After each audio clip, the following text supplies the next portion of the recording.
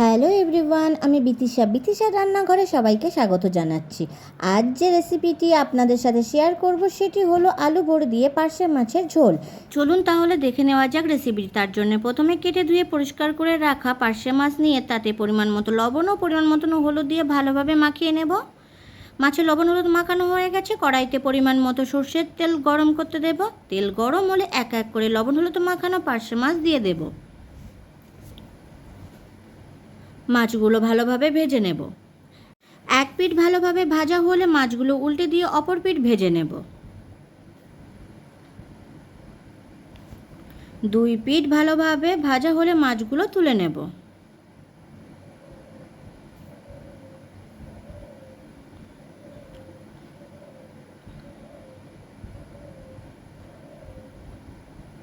কড়াইতে অল্প পরিমাণ সর্ষের তেল গরম করে তাতে বড়িগুলো দিয়ে দেব।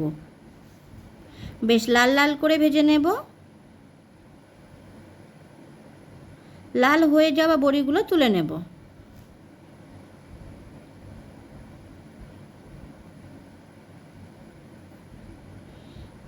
এবার ওই তেলে দিয়ে দেব গোটা জিরে ও শুকনো লঙ্কা ফোড়ন।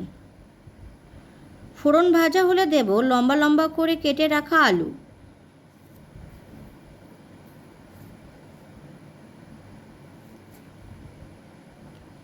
আলু কিছু সময় ভেজে নেব।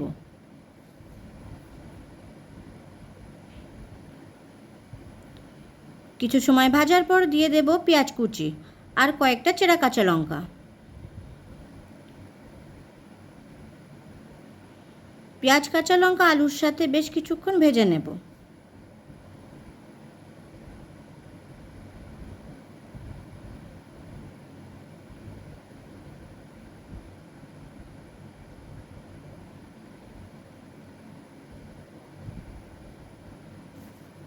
পেঁয়াজ লঙ্কা ভাজা হলে দেব রসুন বাটা আদা বাটা, একটা টমেটো কুচি দিয়ে কষে নেব।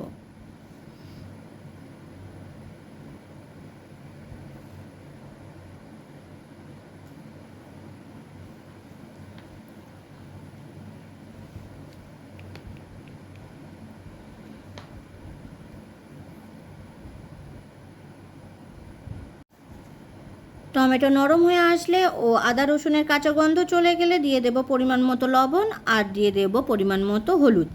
1 চামচ জিরে গুঁড়ো, 1 চামচ ধনে গুঁড়ো, হাফ চামচ মরিচ গুঁড়ো, হাফ চামচ শুকনো লঙ্কার গুঁড়ো। সব কিছু একসাথে মিশিয়ে নেব।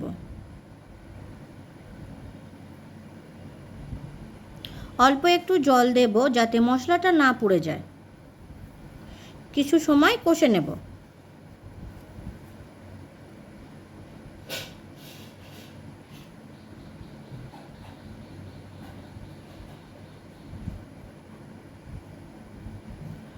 ভালোভাবে কষা হয়ে গেলে দিয়ে দেব পরিমাণ মতো জল।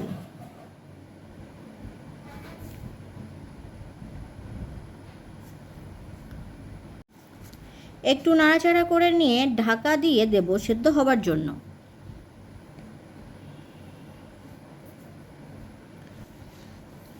কিছু সময় পর ঢাকনা খুলে নাড়াচাড়া করে নেব।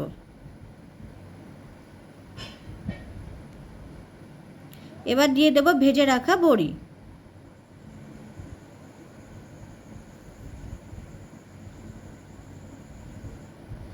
ঢাকা দিয়ে দেব বড়ি সেদ্ধ হওয়ার জন্য।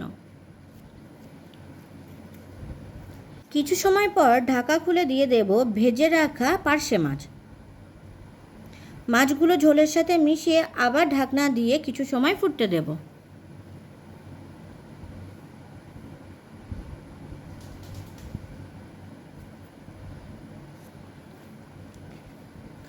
কিছু সময় ফোটার পর ঢাকনা খুলে নাড়াচাড়া করে নেব আর দেখে নেব আলু সিদ্ধ হয়েছে কিনা। আলু সিদ্ধ হয়ে গেছে, বড়িগুলোও সিদ্ধ হয়ে গেছে। আরও কিছু সময় ফুটিয়ে নেব।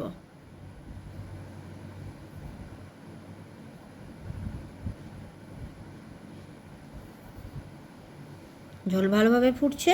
তৈরি হয়ে গেছে আলু বড়ি দিয়ে পার্শে মাছের ঝোল। ভিডিওটি কেমন হয়েছে অবশ্যই কমেন্ট করে জানাবেন। আর ভিডিওটি যদি আপনাদের ভালো লেগে থাকে তাহলে চ্যানেলটিকে সাবস্ক্রাইব করে পাশে থাকবেন।